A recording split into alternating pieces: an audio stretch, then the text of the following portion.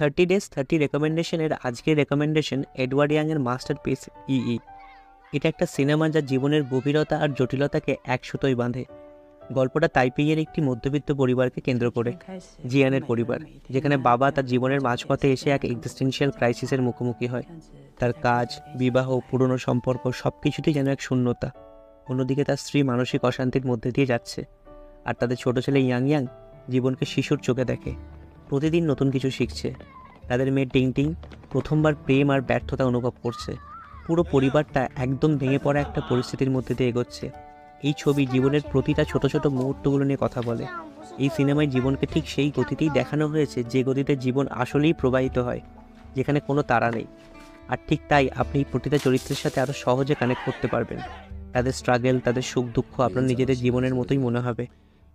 এমন একটা ছবি যা আপনাদের জীবনের প্রতি দৃষ্টিভঙ্গিকে একটা নতুন দিক